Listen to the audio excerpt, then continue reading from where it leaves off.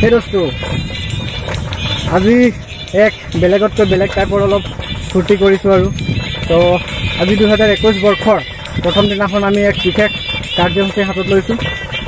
তো ৰাজগড় অঞ্চলত আমি চাফাই অভিযানৰ হিচাপে এক কাৰ্যসূচী হাতত লৈছোঁ। তো ভিডিঅ'টো বহুত ইণ্টাৰেষ্টিং হ'বলৈ গৈ আছে। তো ভিডিঅ'টো শেষলৈকে চাব বুলি আশা কৰিছোঁ আৰু আপোনালোকে ভিডিঅ'টো চাই এনজয় কৰিব বুলি আশা কৰিছোঁ। ভিডিঅ'টো চাই থকা আশা কৰিছোঁ। তোমাৰ ইমান দূৰ যাত্ৰা কৰিছোঁ চাইকেলেৰে, তাকো আজি 2-1.5 বছৰমান হৈ গ'ল চাইকেলেৰে যাত্ৰা কৰা নাছিলোঁ, কিন্তু আজি 2-1.5 বছৰৰ পিছত আজি চাইকেল চলাবলৈ বাধ্য হৈছোঁ। আজি ৰাজগড় টাউন খোলাই আছে, তদুপৰি বন্ধ আছে তথা কিছুমান দোকান বন্ধ আছে। তো একেবাৰে বন্ধ থাকিলে আমাৰ কাৰ্যসূচী ল'বলৈ ভাল হ'লহেঁতেন, তথাপিও আৰু চেষ্টা কৰিম কিমানখিনি কৰিব পাৰোঁ।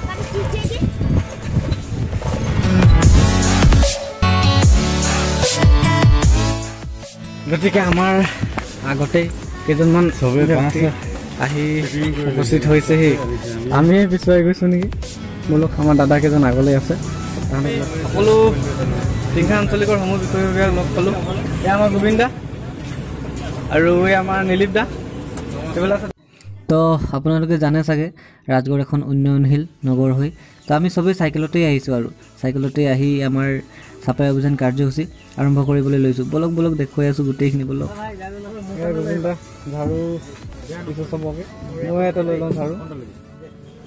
এয়া ঝাৰু লৈ সাজু হ'লোঁ আৰু চাফাই অভিযানৰ কাৰ্যসূচী।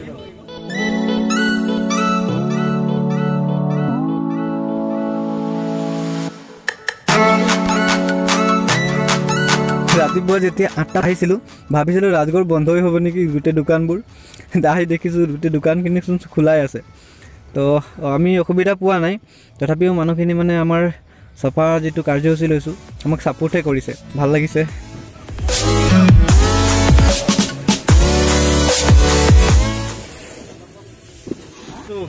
এয়া আমাৰ চাফাই অভিযান কাৰ্যসূচী বৰ্তমান চলি আছে। তো এয়া আমাৰ টিংখা আঞ্চলিকৰ বিষয়ববীয়া তথা প্ৰাথমিক সমিতি বিষয়ববীয়াসকলে আমাৰ চাফাই অভিযানৰ কাৰ্যসূচীত অংশগ্ৰহণ কৰিছে। লগতে আমাৰ লগত আছে টিংখা আঞ্চলিকৰ ডাঙৰীয়া, তাৰ বিষয়ে কথা মই তেওঁক সুধিম। যিহেতু আজি বিকাশ দা, যিহেতু আজি 2021 বৰ্ষৰ প্ৰথম 1 তাৰিখ, তো 1 তাৰিখৰ ব্যক্তিসকলে মানে ফূৰ্তি কৰিছে, ক'ৰবাত পিকনিক খাইছে, ক'ৰবাত ফুৰিব গৈছে, কিন্তু এই ক্ষণতে মানে আপোনালোকৰ টিংখা আঞ্চলিকৰ বিষয়ববীয়া হিচাপে মানে এই কাৰ্যসূচী কেলৈ লৈছে? মানে আজি এই বছৰে প্ৰথম দিনটোত আমি চাফাই অভিযান কাৰ্যসূচী এইটো কাৰণে ল'বলৈ বাধ্য হৈছোঁ। আমি দেখিছোঁ সৰ্বাত্মক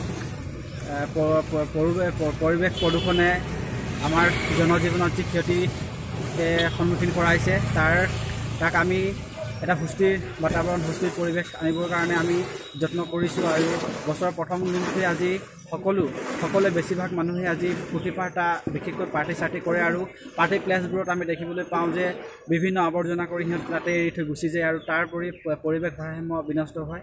আমি আজিৰ দিনটোৰ পৰা আমি সজাগ আৰু সচেতন হ'বলৈ আমি আহ্বান জনাইছোঁ আৰু আমি নিজেও তাৰ এটা উদাহৰণ দাঙি ধৰিবৰ কাৰণে আজি বছৰৰ প্ৰথম দিনটোতেই, কাৰণ আজি বছৰৰ প্ৰথম দিনটোতে আজি বিভিন্ন জেগাত ফূৰ্তি ফাৰ্তা কৰি আমাৰ পৰিৱেশ বিনষ্ট কৰা মানে সৰ্বাধিক মানে আমি দেখিবলৈ পাওঁ। তো আমি সকলোকে আহ্বান জনাওঁ, পুনৰবাৰ সদৌ আদিবাসী ছাত্ৰ সন্থা আছাৰ তৰফৰ পৰা সকলোকে আহ্বান জনাম যাতে আপোনালোকে ফূৰ্তি ফাৰ্তা কৰক, নাচক, খাওক, বওক, কিন্তু পৰিৱেশ যাতে বিনষ্ট নহয়, পৰিৱেশ যাতে সুৰক্ষিত থাকে, চাফ চিকুণ থাকে, তাৰ প্ৰতি লক্ষ্য ৰাখিবলৈ আমি সকলোকে আহ্বান জনাইছোঁ। ধন্যবাদ থাকিল বিকাশ দালৈ। তো ইয়াৰ লগতে আমাৰ লগত আছে টিংখা আঞ্চলিকৰ সহ সম্পাদক জীৱন গোৱালা ডাঙৰীয়া। খন্তেক আগতে আমি জীৱন দাৰ লগত অলপ কথা পাতিছিলোঁ, তো জীৱন দাৰ কিছু অলপ কথা ক'ব বুলি আশা কৰিছোঁ। আজি যিহেতু আমাৰ অঞ্চলৰ সকলো ব্যক্তিয়ে বা সকলো মানুহে মানে ফূৰ্তি ফাৰ্তা কৰি আছে, কিন্তু এই ক্ষণতে মানে টিংখা আঞ্চলিকৰ সদৌ অসম আদিবাসী ছাত্ৰ সন্থা টিংখা আঞ্চলিকৰ বিষয়ববীয়া হিচাপে মানে আজি এই কাৰ্যসূচীটো কেলৈ লৈছে? মানে আজি আমি যদি চাবলৈ যাওঁ আজি আমাৰ সমগ্ৰ অসমেই নহয় বা ভাৰতবৰ্ষই নহয় আজি ৱৰ্ল্ডতে আজি কাৰ্যসূচী আজি হয়তো নতুন বৰ্ষৰ সকলোৱে আজি হয়তো উলহ মালহেৰে আজি উদযাপন কৰিছে কিন্তু আমি ভাবিলোঁ কি আজি হয়তো আমাৰ নতুন বছৰটো আমি পাইছোঁ হয় কিন্তু আমাৰ এই নতুন বছৰটো আমি পাৰ কৰিম কেনেকৈ বা এই নতুন বছৰটো আমি যদি আগুৱাই নিবলৈ হ'লে আমাৰ চিন্তা চৰ্চাবিলাক ব্যতিক্ৰম হ'ব লাগিব আৰু ব্যতিক্ৰম চিন্তাৰেহে আমি আমাৰ সমাজখনক এক শক্তিশালী ৰূপত আমি গঢ় দিব পাৰিম গতিকে আমি যিকোনো ক্ষেত্ৰতে হোক আজি পৰিৱেশ যদি আমি সুৰক্ষিত নাৰাখোঁ বা পৰিৱেশক যদি আমি ধৰি নাৰাখোঁ তেতিয়াহ'লে আমাৰ মানুহৰে যিটো মানে ভয়ংকৰ পৰিস্থিতি হ'বলৈ সন্মুখীন হ'ব লগা হ'ব পাৰে সেইবাবে আজি আমি পাৰ্টি ৰুটি নকৰি আমি এটা নিৰ্দিষ্ট এটা চিন্তাৰে আজি আমি আগবাঢ়িব বিচাৰিছোঁ টিংখাং আঞ্চলিক ছাত্ৰ সন্থাই আদিবাসী ছাত্ৰ সন্থাই আৰু এইদৰে আমি আজি কাৰ্যসূচীটো ল'বলৈ কাৰণে আমি বাধ্য হ'লোঁ ধন্যবাদ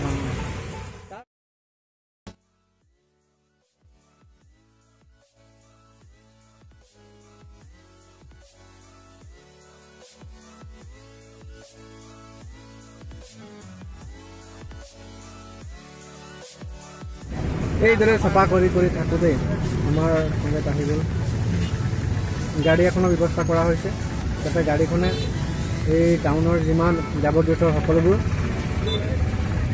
সামৰি এটা জাবৰ দমত পেলাই দিব পৰা যায় সেইবাবে গাড়ীখন বিচৰা হৈছে ৰাজগড় আৰক্ষী চকীৰ পৰিচালক তথা বিষয়ববীয়াক ধন্যবাদ জনাই এনেদৰে চাফা কৰি আমাৰ ৰাজগড় টাউনটো এটা ভাল পৰিৱেশত তথা চাফ চিকুণৰ এটা পৰিৱেশ গঢ়ি তুলিবলৈ সক্ষম হৈছোঁ তো গতিকে ৰাজগড়বাসী ৰাইজক তথা অসমৰ সমূহ ব্যক্তিসকলক আমি ইয়াৰ দ্বাৰা এইটোৱে মেছেজ দিব বিচাৰোঁ যাতে নিজৰ অঞ্চলক এটা চাফ চিকুণ কৰি ৰাখিব লাগে আৰু এয়া চাফ চিকুণ কৰা আমাৰ সকলোৰে অধিকাৰ আছে আৰু সকলো দায়িত্ব কৰ্তব্য সকলো হয় গতিকে আমি পৰিৱেশৰ ওপৰত যিহেতু আমি নিৰ্ভৰশীল গতিকে পৰিৱেশটো সুস্থ ৰখাৰ আমি মূল দায়িত্ব হিচাপে সকলোৱে নিজৰ দায়িত্ব পালন কৰিব লাগে গতিকে এনেদৰে আমি আমাৰ কাৰ্যসূচী সমাপ্ত কৰিলোঁ ৰাজগড় চাফাই অভিযানৰ কাৰ্যসূচী শেষ হৈ আহিছোঁ পিকনিক খাবলৈ আমাৰ বাহনীৰ জীৱন গোবিন দা আছে লগতে চাই থাকক ভাত বনাই আছে জীৱন দা আগে পিছে ভাত বনাই পাইছে নাই ভাত পৰি গৈছিলে মানুহ দেই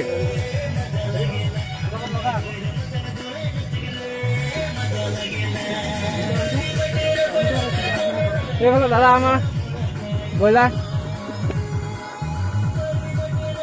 কাটি পিনে আজি পুৰা দিম আৰু মাংস এনেদৰে সকলোৱে কলতে ভোজ খালোঁ ধুনীয়াভাৱে 1 জানুৱাৰী উপলক্ষে আজি যি প্ৰীতি ভোজ ভাত খাইছোঁ তো ইয়াত কোনো ধৰণৰ মদ্যপান আমি ব্যৱহাৰ নাই কৰা তো সকলোৱে এনজয় কৰি যিহেতু আমি ভোজ ভাত খাইছোঁ তো সেইকাৰণে তলত বহি আৰু পাততেই খাইছোঁ আৰু দেই এইটো ইণ্টাৰেষ্টেই বেলেগ নহয় মজা লাগিছে আৰু দেই